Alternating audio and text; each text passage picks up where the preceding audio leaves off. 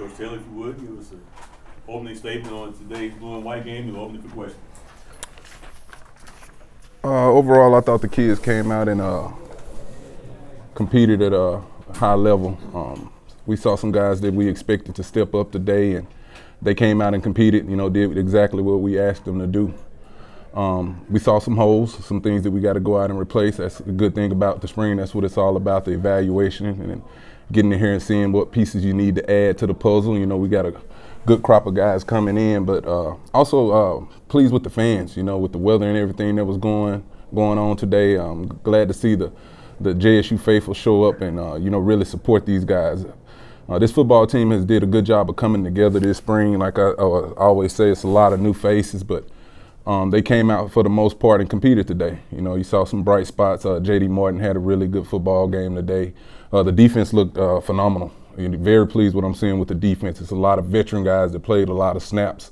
Got to continue to add some depth on the O-line. We need some more guys to get in here. There's some guys that we've signed that we're counting on to get in here.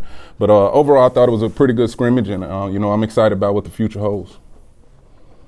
Coach, how does a format like this, how many questions can you kind of figure out answers to with something like this? They're just not just today. It's been throughout the spring. You've been asking, have those questions. So, for the most part, it's a few of them still out there that you want to get answered. That's why you got the summer as well, those summer workouts. But we're going to continue to recruit. We'll continue to recruit. You get them back in here in end of May and get back going with the strength coach, come around, get to August, get back in training camp and find out who can do what. But like I said, for the most part, it's a process throughout the spring. Coach, did Grayson Thompson, did he go against the ones and in the mix to be a starting quarterback this year? Yeah, he did. I think I know that he's been competing with him all spring. Grayson has really done a good job of, developing and stepping up. He's done some good things, made a heck of a throw out there today, a couple good throws out there today. He's just been fighting for his time, and he comes and talk to me all the time, and I just tell him to be patient, and when those opportunities get those opportunities, get out there and take advantage and, let it fly. And I thought he made a great throw to Kobe Paul today for a touchdown. Is Savion Wilkerson still on the team, or do you have an update on him? Savion Wilkins is no longer a part of Jackson State right now. What's up with Zy Mandown? He didn't play? Zy ended up tweaking a hamstring, so we kind of held him out to get that nursed up, get him back on his feet. So we want to take him into the summer. He had been aggravating that hamstring a couple times early in the spring process. So he just got mental reps. We tell him to get out there, get your mental reps, and that we'll keep it going. Coach, with Savion away from the team, how big was it, Martin's performance today coming out here and really running the rock? It's been good all spring. That's what I've been telling you guys. JD can play football. Make no mistakes about it. The dude can play football. He was a highly recruited guy coming out of East Central Community College. It was some schools that wanted and had some interest in him, but he came in here and stuck with us. He stuck with us, and he's been doing phenomenal. But we got to continue to recruit in that room and bring in some other quality guys to help kind of tote the mail over there. Coach, is Jason Brown the leader in the clubhouse? He took a lot of the reps for red zone and a lot of other things. Mm-hmm. Jason is kind of one of those, was questioned that we, want to see what he can do in this kind of situation, what kind of leader he is. I mean, he's a vet. He's a one and done guy. He's got 1 year to go out there and kind of show us, show the world what he is and what he can do, on a big stage. So we're asking him to be a leader, especially where he's come from and the teams that he's played against in previous places. So, we ask him to step up, be a leader, and, we expect him to grasp the offense, which he has done. He's in the building all day, every day, with Coach Billerman and Coach Mo Harris, and trying to really own the system right now. I'm challenging him all the time, make sure the other 10 are lined up, but he's been doing a good job. Coach, what's next for this team? Right now, like I said, get the few guys that's beat up, let's get back healthy, and get them on their feet. And understand that, football is not over. It's a year-round process. So we'll take a little break here, get the evals done, and then we'll get back in the weight room, get going, just continue to grind.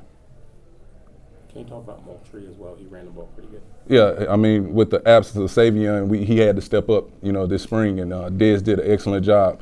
And that's what I talk about with guys when you have that opportunity. You never know when God put that opportunity in front of you, and, Dez was excited about it. He's a big back, a physical guy, strong in the weight room that can really get behind his pads and get downhill. That's what I challenge him sometimes. He want to, maybe a couple too many cuts, but when he gets downhill and plays behind his pads, he can make people miss. Aubrey Miller said you felt really comfortable out there. Did you feel comfortable out there? I did. I was enjoying watching the guys. That's what I told them, I've been screaming all spring. So now I'm finna sit back here and just, watch you guys play the game, because that's how it's gonna be on Saturdays, come this fall. They gotta go out there and execute the plan and, go out here and compete against these teams, that we'll be going against. So I just wanted to get out there today and enjoy being in the vet. I've been waiting to see the fans. I love how they set up the bands on both sides. They were playing throughout the game, and it was just a great day, a great time to be out there. What's your assessment offensively and defensively of the spring, and how far you've come? Offensively, I thought we'd come a long way, coming in with a new offensive coordinator, new players, but they're coming a long way. We still got to add and get a few more pieces here as far as the playmaker position. Guys, when the ball is in there, I like a few more plays being made there. We're going to continue to recruit, some skill. Got to add some O-line in here too as well. But where they're at this point, they made enough plays out there to, not put the defense in a bad situation, and that's what I always tell them. But we still, want to be efficient and score points. So I'm liking where they're at right now, going into the summer offensively. They're right where they should be. They got a good grasp of the system now, so those guys can really get out there on their own and, execute some stuff and continue to get better. Defensively, I'm seeing dominance. That group right now is that the defensive line, Jeremiah Williams and Devontae Davis, Niles Gaddy, Antonio Doyle. I mean, you better have your mind right when those guys lined up on you. And I'm excited about what the linebackers did in that secondary as well. They really competed with those receivers today. So I'm excited about the defense. And then what we got coming in to add with that, that's the one thing that I think we got to get for those guys out there, provide a little depth. So when they need, those breaks, we still got high-quality players on the football field. Coach, what was your message to your 4 quarterbacks coming into the spring game, knowing that that's a pretty big competition between them? You said the message to them? Yeah, the message. Take advantage of the reps. Take advantage of the reps, and when you have an opportunity to make big plays, let's execute that and give these guys a chance on the perimeter. When we throwing go balls or whatever, throwing slants. You saw Jason hit Rucker on a nice little end route on time. And then like we were talking about with Grayson, so, you saw some guys taking advantage of reps, and that's what I told them. And don't go out there and lose it. You could try to put too much on your shoulders, and we don't need you to just go out there and manage it. We don't need you to go out there and just, blow the game. So I think we had, one turnover today? That kind of peed me off right there. So other than that, though, I thought they were solid. But that's what I talked to them about.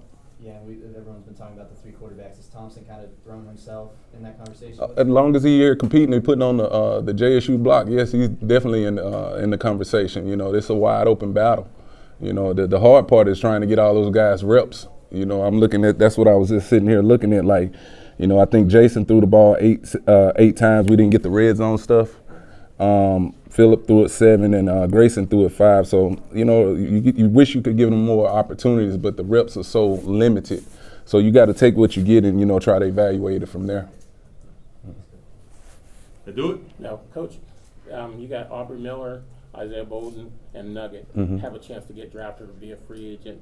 Can you talk about what kind of pros that they'll be making, what teams will be getting? Phenomenal football players. It's a reason NFL scouts are looking at those guys, and it just says what Coach Prime had done in the past, bringing those elite players in here, and that's what they are. You look at Isaiah Bolden, a 6'2", 6'3" corner that can run. He came out and put on for the scouts. I think he ran like 4.3, jumped close to 40 inches. Aubrey Miller, he's a machine on the football field.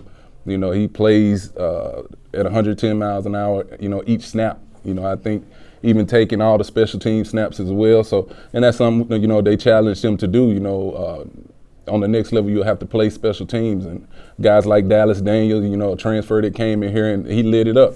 You know, I told him when we was recruiting, I said, you're going to come in here, you're going to catch 50, 60 balls and have an opportunity to play in the pros. And those guys represented well. You talk about Aubrey Miller that played in the Senior Bowl and really went down there and showed that Jackson State was supposed to be there. Isaiah Bolden played the NFL PA Bowl, and Dallas Daniel went to the East-West Shrine game. So, you know, those kids put the work in, and, you know, they're you see what their success is, and I'm excited about it. Teams have been calling, you know, requesting tape on those guys, so the future looks bright for them. What about Warren? Deshaun Warren? Oh, Nugget? Oh, yeah, I forgot about Nugget. Yeah, the same with Nugget. You know, tested pretty good on Pro Day. I think he had a big interview on NFL Network. You know, anytime you can get that platform and everything. But he played at a high level. You know, at that corner position last year, it was a heavy rotation with Travis Hunter, Dejon Warren, and Bolden in there. But when he got in there, you know, he competed. You know, that's one thing about Nugget. You know, he's a dog. You know, he'll line up against anybody and just get out there and compete. Cool. Thank you. Coach, thank you. All right. All right, appreciate it.